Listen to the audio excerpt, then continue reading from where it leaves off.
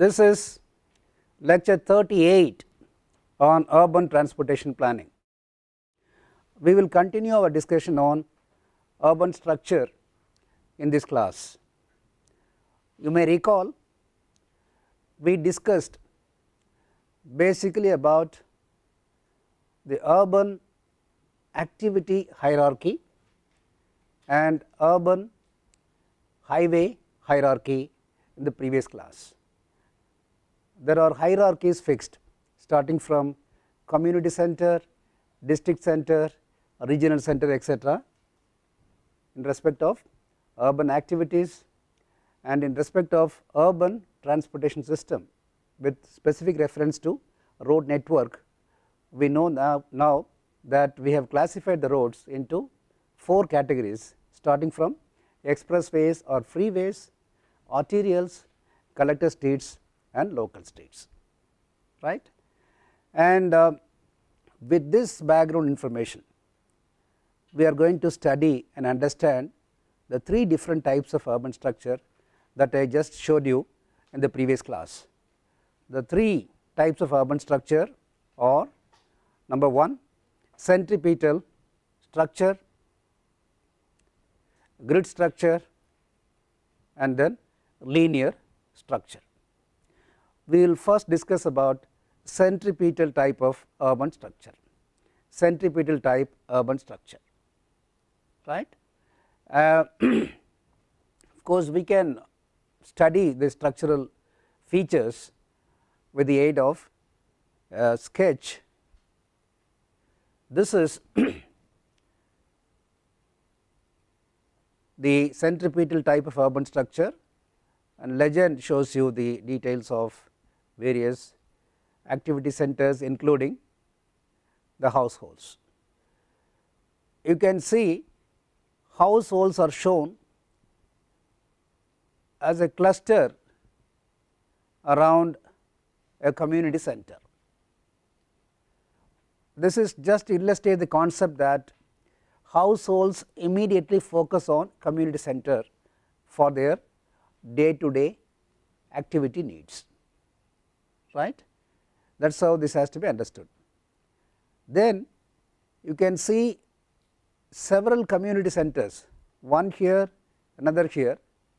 These community centers, and there could be several more around the other parts, these are focusing on this circle which is nothing but district center. So several community centers are focusing on district center. This implies that all the households around the community centers are indirectly focused towards district center through the community centers, isn't it? That is the implication. Then these are district centers. Several district centers focus on the regional center. So there is a strict hierarchy maintained, clear. And to have an idea about the location of non-household serving employment, the location of these facilities are indicated here. They are outside the hierarchy of connection between the activity centers. They are independent of this hierarchy, so that there is direct access from household to these non-household serving employment centers, clear. Let us list the same information in a systematic way. Here households focus first on community centers, a number of community centers focus on a district center, and the district centers then focus on regional centers. So that is to be understood very clearly as far as this particular structure is concerned. Then the non-household serving employment or basic employment are located peripherally with facility for direct access from households.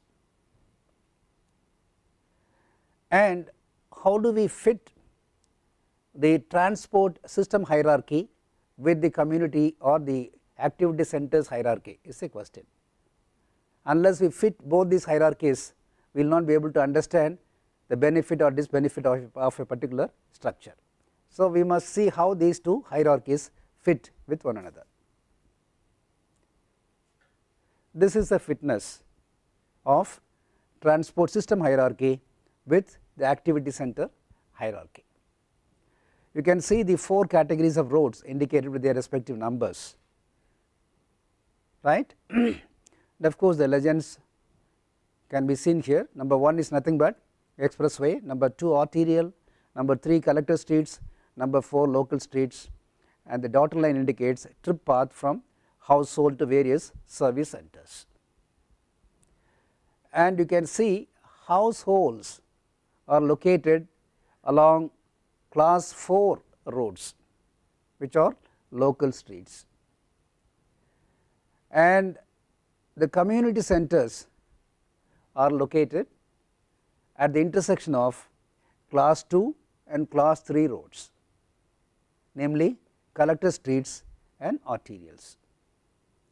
District centers are located at the intersection of arterials and expressways, and regional centers are located at the intersection of the high speed facility, namely the expressways, because people should be able to reach from far off places to this particular location. And trip path from household to these centers are shown by the dotted line. You can see that a strict hierarchy of movement is followed. One should first come to the community center and then go to district center, then only they can reach out to the regional center. Clear? Let us just understand the same points in a systematic way. The community centers are located at the intersection of class 3 and class 2 routes, right. District centers at the intersection of class 2 and class 1 routes, and the regional centers at the intersection of 2 class 1 routes. Clear? The trips from a household to service centers of various levels follow a particular pattern. The pattern is very clear, as we saw. This type of urban structure tends to route trips to the higher order centers through or nearby the lower order centers. Strict hierarchy is maintained. Clear? Then the next type of urban structure, namely a grid type of urban structure. As the name implies, the grid formed by the links of the primary transport network.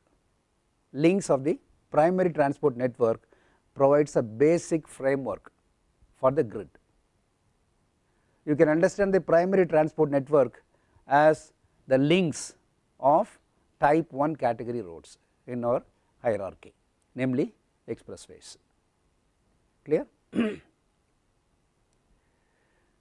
And of course, community and district centers are located within the cells of the grid. Once you make a grid, you will have a number of cells, and within each cell you are locating 2 centers of the hierarchical level, namely community centers as well as district centers. Both are inside each of the cells. Let us see how exactly these centers are located in the cells. This is how they are located.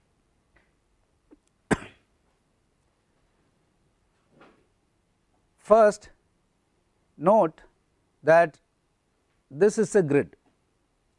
This is the grid, and I have shown you just only one grid, right. There could be several grids in an urban area. Just for understanding, we have taken up only one grid. This is the primary road network links of a primary road network or class 1 road. Clear? And the whole thing is a cell, and within that there are subdivisions, and you can see the district center is located at the center of the cell, and the community centers are located at the center of the subcells.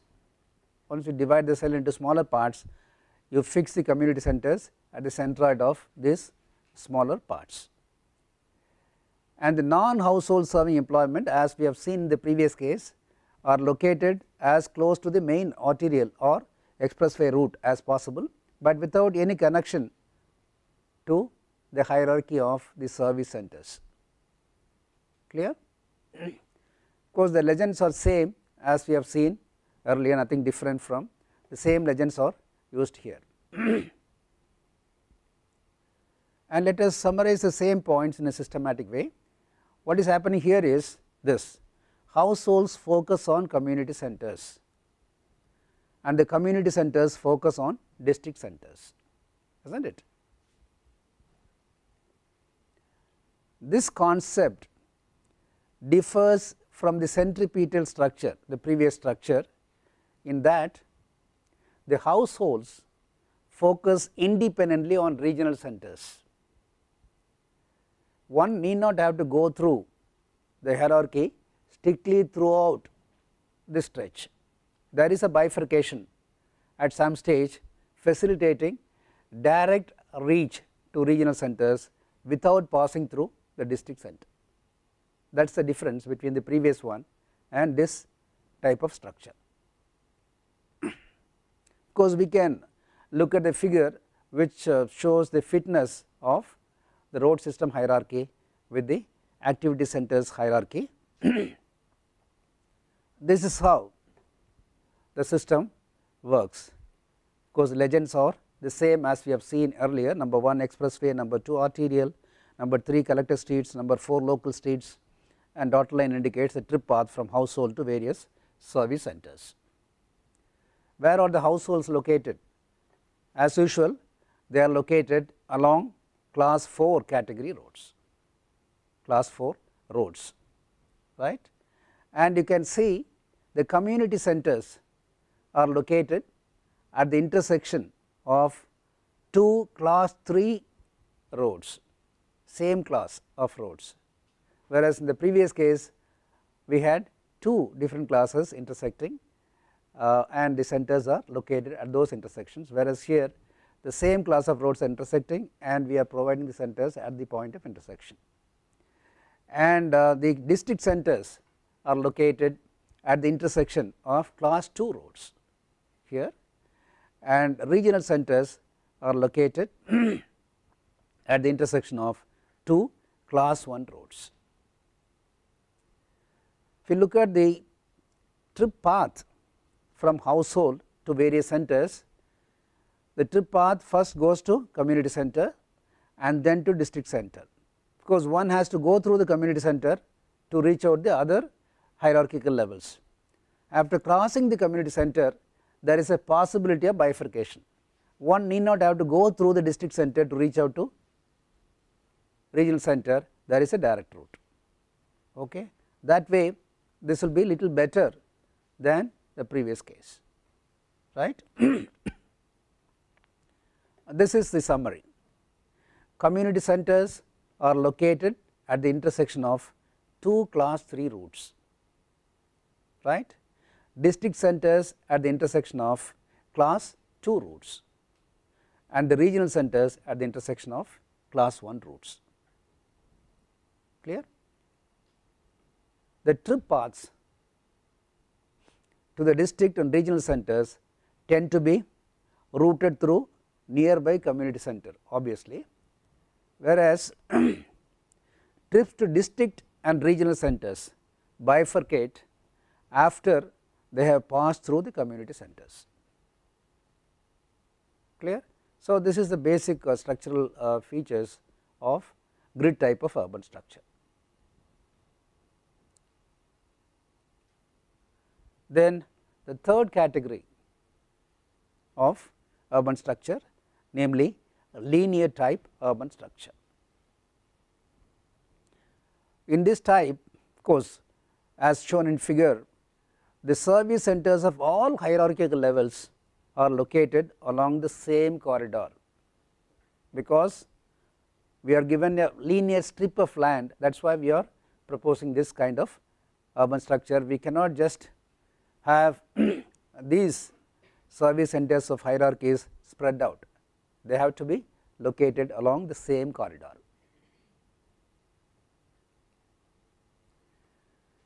Households are located at right angles to the corridor, little away on both sides, with non-household serving employment located peripherally with direct access from household. Let us look at the figure and try to understand the concept better. So, this is the linear type of urban structure. You can see all these activity centers of different hierarchical levels are fixed on the same traffic corridor. Clear? Here you have the regional center and you have community centers, district center, again community centers, and here you have community centers, district center, community centers. Households are located here and non-household serving employment centers are located separately with direct access from households. Please understand, these are not exact layouts of urban structure, these are schematic diagrams, okay, illustrating the principle involved in location of activity centers and how do we access these activity centers through roads of different hierarchical levels, right. And the legends are same as we have seen in the previous cases, and let us see the connection or connectivity between the hierarchy of road system and these centers, that is shown in figure B. This is the connectivity. The dotted line indicates the trip path, right, and one has to take this route from households to come to a community center, then reach out to a district center, then from district center to a regional center. And please note, routes 1 and 2 or category 1 and 2 roads are shown on the same line, and 3 is shown here, and 4 obviously is not distinctly shown, because wherever there is space you will have the 4th category, otherwise households will be located here due to space constraint with direct access to category 3 roads, namely collector streets. There will be some narrow lanes and by lanes connecting the adjoining households, which will lead the traffic to the collector streets. There may not be an exclusive system of category 4 roads in such cases. Clear? Now, how do we provide type 1 and type 2 roads along the same corridor? Because this is going to be a major traffic corridor, everybody will be moving only along this particular narrow stretch. How do we manage the traffic situation under this case? Any suggestion? Providing type 1 and type 2 roads along the same corridor means you are going to provide a high speed facility as well as arterial type of road side by side on the same corridor. Is it possible?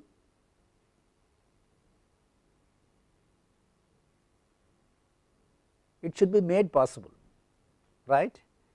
If the space is very narrow, just provide an elevated facility for as an expressway above the ground, and at the ground level you can have the arterial same corridor and grade separate the two facilities. That is one way.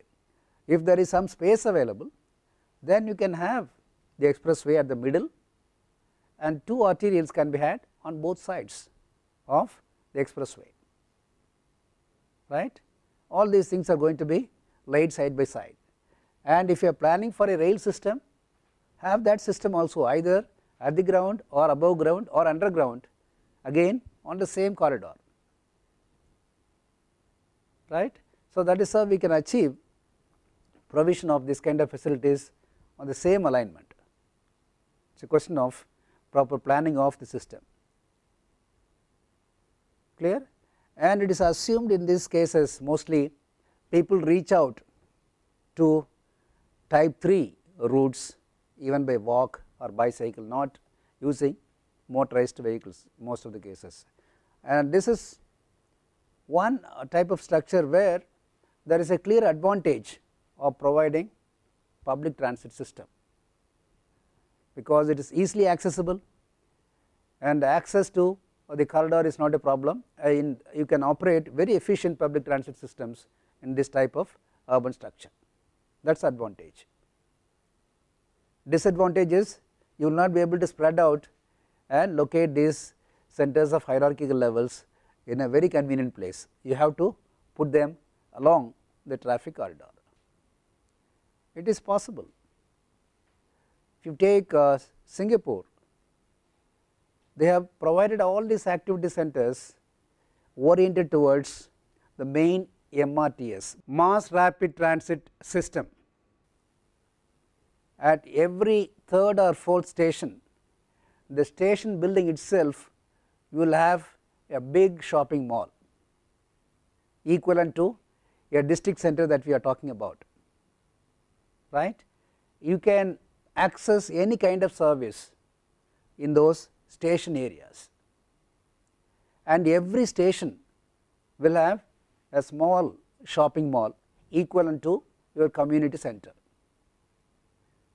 So, the transit stations and activity centers are integrated, clear.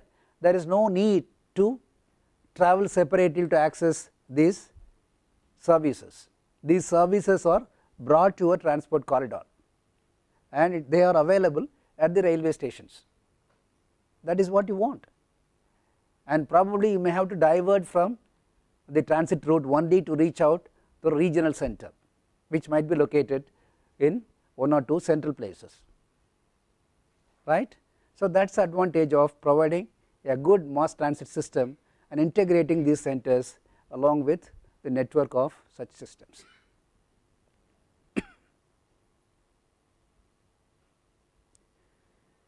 So, to summarize what we have discussed, households focus on community centers here also, and the linear corridor allows community centers to focus on district centers and on the regional centers on the same corridor. Figure B, which we have already seen, illustrates the relationship between the two hierarchies, and this figure shows that for this concept there is not much specialization in the transport links, right. 1 and 2 are together and 3 alone is shown and 4 is not shown, okay. That is what is meant by this particular statement.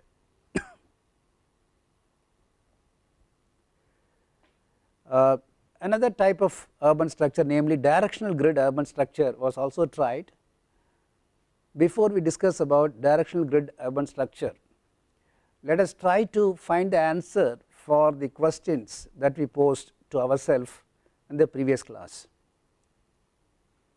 I asked you one question: why not have a standard format of urban structure, adopt the same pattern everywhere? Why should we have these types of urban structures, different types? Do we have the answer now?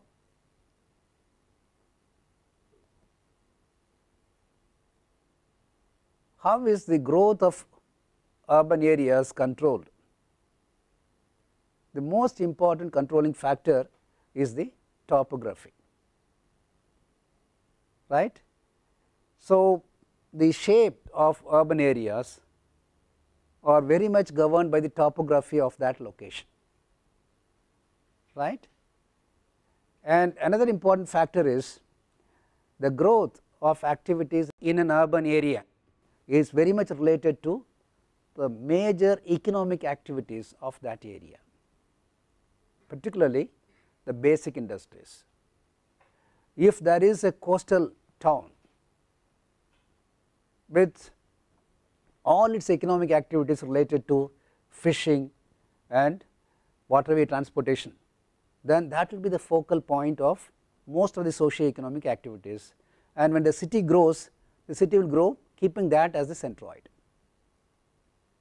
If there is another urban area where mining is a major source of economic activity, you can see the mine controls the developmental pattern of such cities.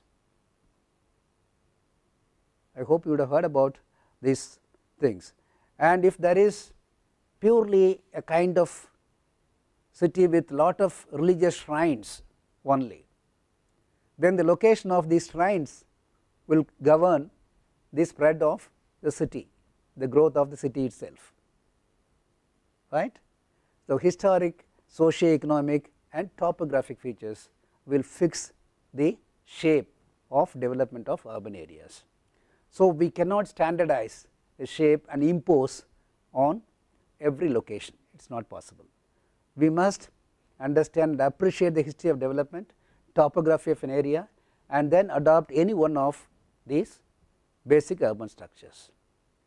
If you have an urban area at the foot of a hill range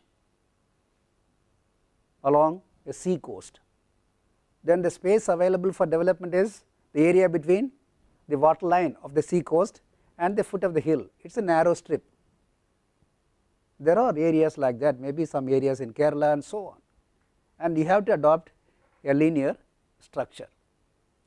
Or in certain cases the urban area might have developed along the bank of a river, then again we end up with a linear structure.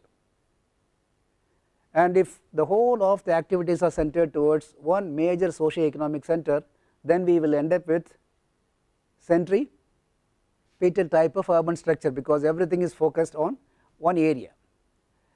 And if there is freedom to spread out as we like, then maybe we can think of a grid structure. We can go on adding grids around the whole space and develop a nice grid to cover the urban area as it grows. Clear? So, that is why we cannot have a single formula to fix a structure for urban areas. We need to have different concepts and apply the concepts based on the field conditions. Clear? And this directional grid urban structure, as indicated here, has been developed in connection with South Hampshire study in England in the year 1966. At the planning stage itself, they thought of introducing this new concept. It is not totally new, it is a synthesis of the ideas that has been discussed already in the three previous structures. This structure is called the directional grid urban structure and represents a synthesis of some of the principles contained within the three concepts discussed earlier. This concept has picked the most important points of all the three, put them together and developed a new concept.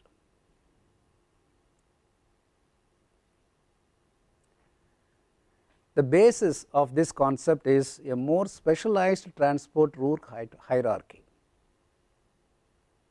What do you understand by more specialized transport route hierarchy?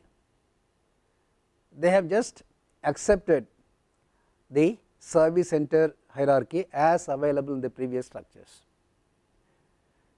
They have made changes only in transport route hierarchy. We have basically had 4 categories of roads in all the previous cases, all the 3 cases, type 1, type 2, type 3 and type 4 roads. And each of these roads had a specific objective. Type 1 means emphasis only on speed and no emphasis on land access.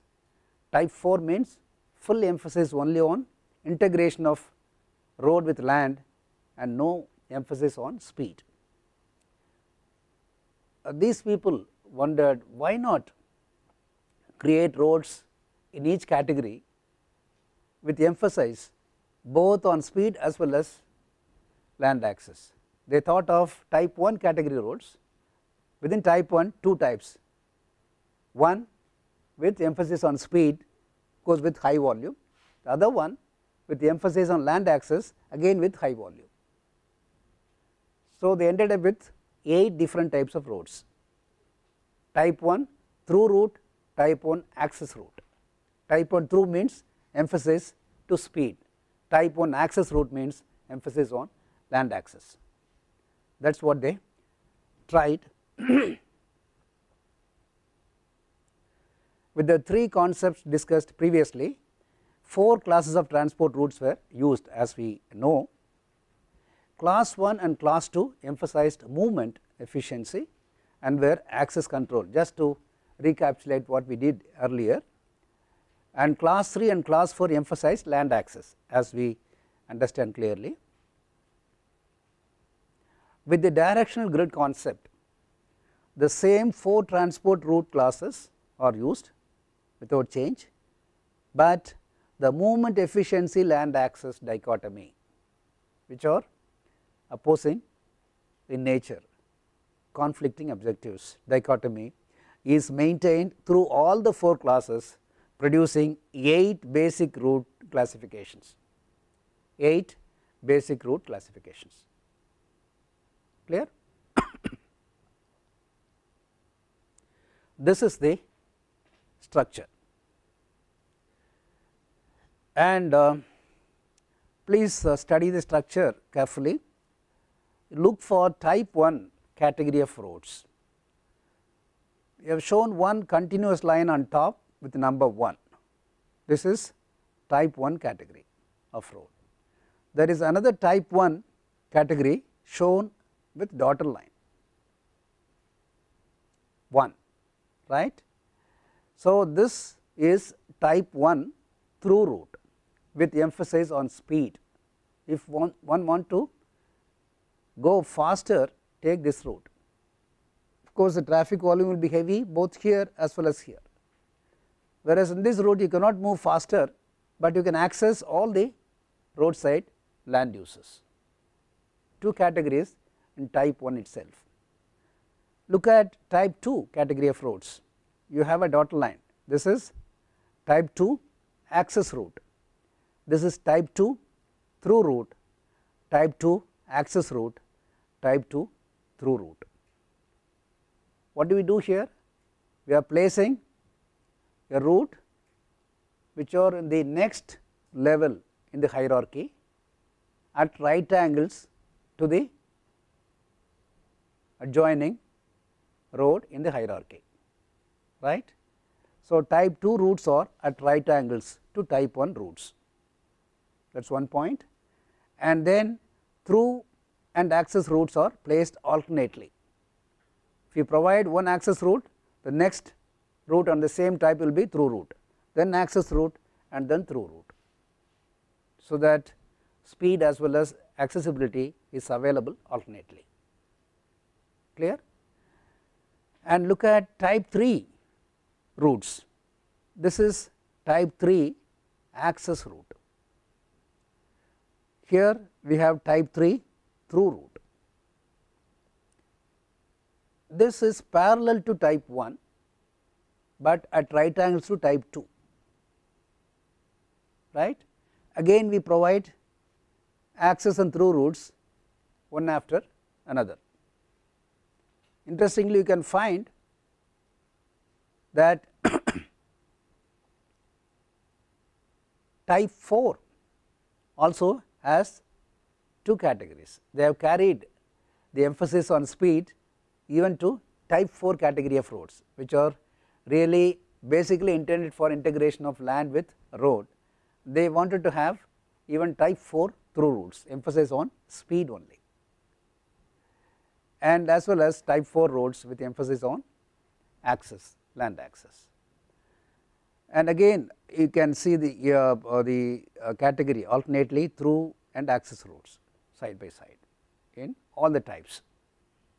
And type 4 is perpendicular to the next type. It is perpendicular to type 3, is not it? Type 4 is in this direction, type 3 is in this direction, and of course parallel to type 2. Clear? Now you can see all these activity centers are provided at the intersection of access roads of different categories, not through routes. And the community centers, as you could see here, are located at the intersection of type 4 and type 3 routes both are access types, emphasis on land access. Similarly, here you can see the community centers. District centers are located at the intersection of type 2 and type 3 categories of routes, both are again access type. Even non-household serving employments of different sizes, smaller size non-household serving employment centers are located at the intersection of type 4 and type 3 access routes here, and larger size non-household serving employment centers are located at the intersection of type 3 and type 2 access routes again, and still larger size non-household serving employment centers are located adjacent to type 1 access route, right. So, always they are adjoining to access routes. Look at the location of the regional center at the intersection of type 1 and type 2 access routes, right. So, that means you can be very strict about accessibility.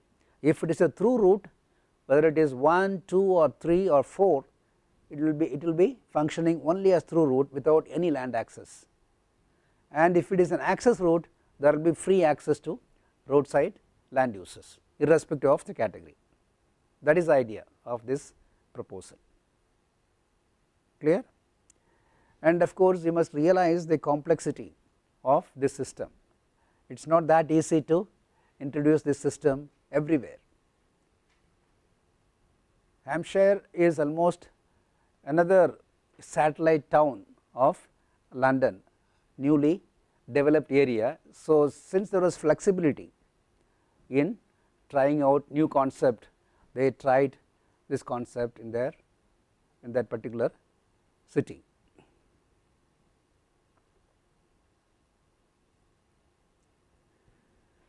To summarize, we have to say in this case the routes of one classification are at right angles to those of the classification above or below it. That is what we have seen, right. Then as we have seen in the figure, urban activities of various scales are related directly to routes of various classifications. There is no hierarchy to access different activity centers. You can independently access each of the activity centers from household. Community centers and smaller non-household serving employment, namely basic employment concentrations, are located with direct access to route classes 3 and 4, right. On the other hand, major manufacturing plants and the regional centers are provided with direct access from class 1 and class 2 routes. That is what we have seen. At the intersection of class 1 and class 2 access routes, we have located the regional center, and by the side of the class 1 access route, we located major employment centers, right. And let us see the connectivity between the activity center hierarchy and transport route hierarchy. Travel to community centers is provided by a class 4 access route. Maybe we will look at figure B, then we will get a better understanding of the path from household to various activity centers. Households are located by the side of class 4 access route here. People travel to the adjoining community center taking class 4 access route, where speed may not be that high. Since community center is nearby area, they can afford to go slow and reach out to this place, and district centers may be little far off. So, they just move through the lanes and by lanes in between these roads and reach the class 4 through route, because they have to move over longer distance. So, they have the possibility of taking this through route for some distance and then reach class 3 access route to reach the district center. See, the paths are totally independent of one another. There is no hierarchy maintained in the pathway. Household to community center separate and household to district center another independent path. Look at the path from household to the regional center. They take class 4 through route, and then still there is a possibility of moving faster by taking class 3 through route, and then when they come closer to the regional center, they get into class 2 access route and reach the regional center. The principle here is, shorter the distance, slower is the movement. Relatively longer is the distance, there is a possibility of moving faster to reach the center which is away from the household. That is the advantage claimed by the planners while recommending this kind of system. Is that clear? So, to summarize again the features in respect of mobility, travel to district center is provided by a class 4 through route and then a class 3 access route, and travel to the regional center is accomplished along a class 4 through route, then a class 3 through route again, and then a class 2 access route. So, when there is a possibility of taking through routes until they go closer to the activity center, you can move faster when the distance increases. That is the advantage claimed of this particular concept.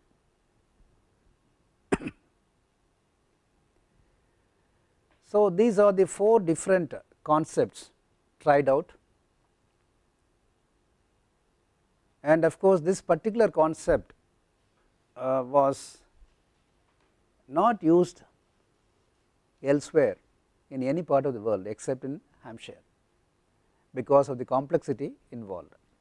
Within each category you need to have a through route as well as access route. It was not possible to try out this kind of system anywhere else in the world, and you can assume this is the unique facility available only there, and all other urban areas all over the world, if you look at carefully the system, it might follow any one of these 3 basic structures, either centripetal or grid or linear structure. Clear? Now, let us try to summarize the whole concept and try to understand the important features of each type of structure and the related issues. That is very important. What are the issues related to each of the structures? Unless you are clear about the issues related to the structures, you will not be able to decide about the type of structures suited for a particular location. Okay. What are the merits and demerits of each of these 3 basic structures, leaving apart the 4th one, which is quite complex, right? Let us look at each of these 3 basic types one by one. First, we discussed about centripetal type of urban structure.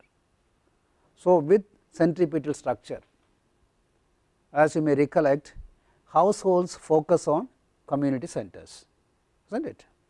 Community centers focus on district centers, and the district centers focus on regional centers. Strict hierarchy is followed. This successive focusing of the trips is satisfactory if most of the travel takes place by public transport.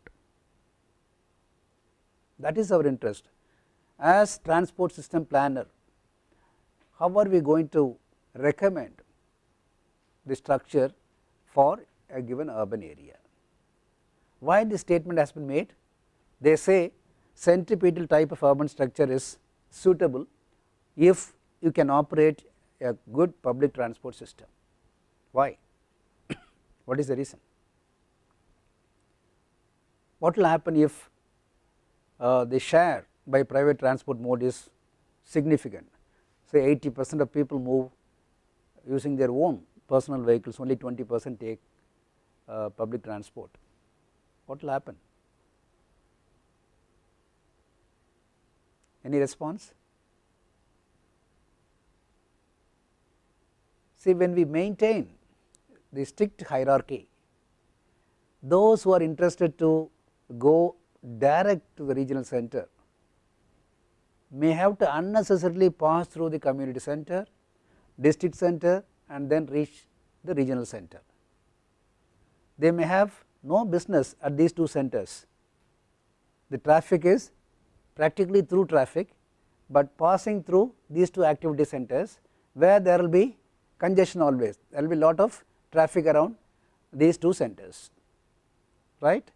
If more people are using only personal vehicles, then you will find lot of traffic jam around the community center as well as district center, and you cannot reach out to the regional center that easily, right. There will be a real traffic congestion problem around these activity centers, and if you have a good transit system, then this concept is very good. If most of the travel is by private car, then the concentration of traffic will lead to congestion. Concentration of traffic around the other centers will lead to unwarranted congestion.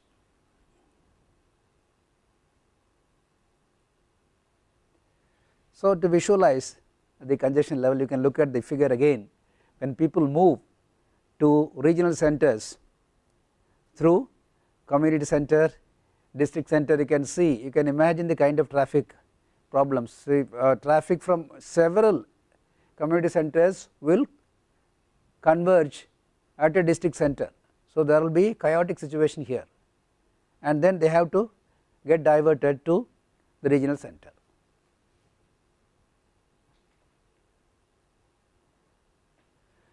And another related point to be understood is the centripetal structure is also rigid in the sense that household support areas required by various types of activity concentrations are tightly defined. You can see the households focusing on a community center. We are going to have several community centers focusing on a district center.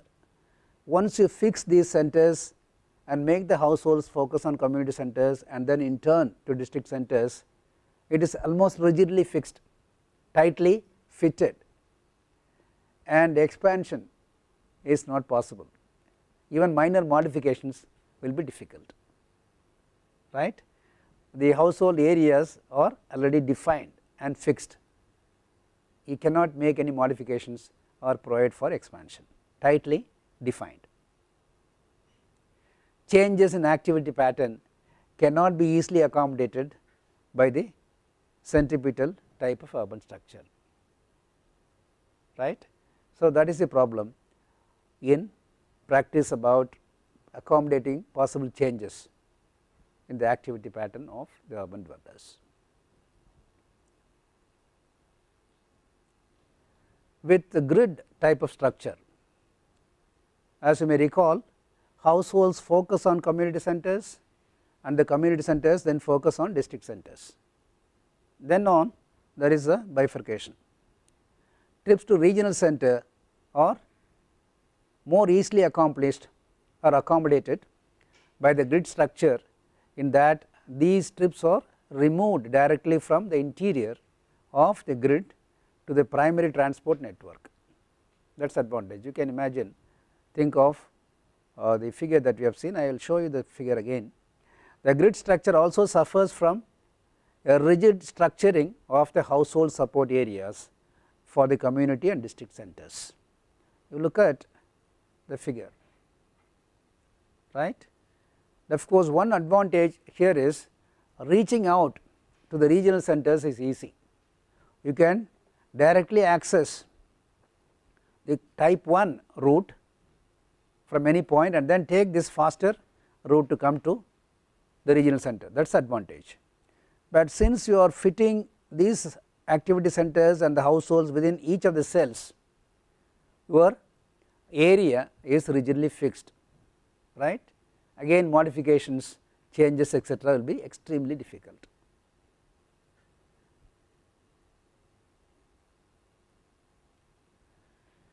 In the case of linear structure, service centers of all hierarchical levels, as we have seen, are located along the primary transport corridor. The intention of most applications of the linear concept has been that access between households and the primary transport network system will be on foot, because it is linear, right. It is assumed that people can just walk and reach out to the main corridor. That was the understanding.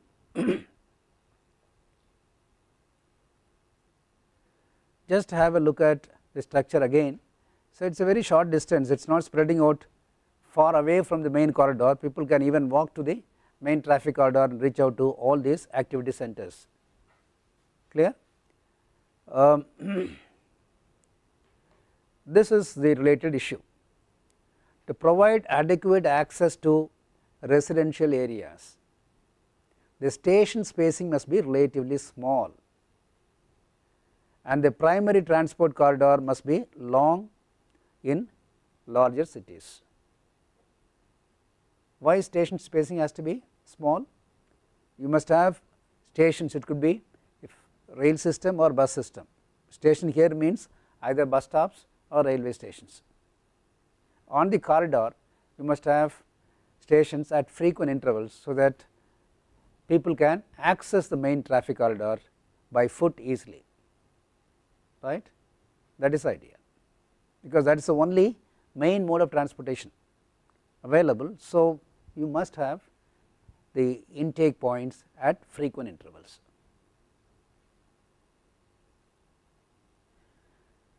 Unless different route classes are provided within the linear corridor, the speed of movement along the corridor will be poor.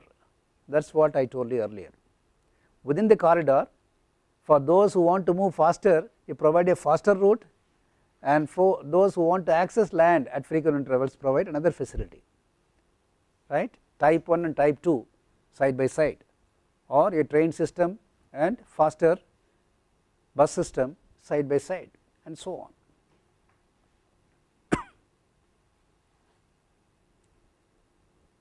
Of course, the fourth type of urban structure, called the directional grid, has been proposed, which represents the synthesis of some of the features of the grid and linear structures, as you have seen earlier. And the central feature of this concept is a greater specialization of the transport route structure for both movement efficiency and land access, as we have seen.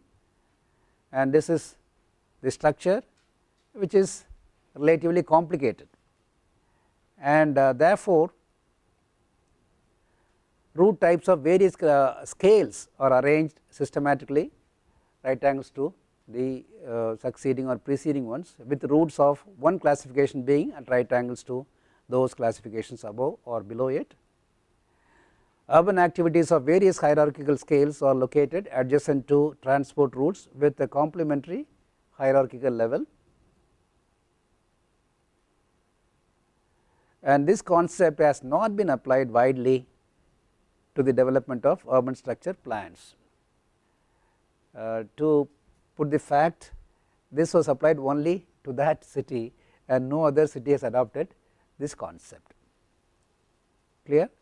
So, this is the summary, and to again summarize at the macro level of what we have seen today, we basically discussed about three types of urban structure: centripetal type, grid type, and linear type of urban structure.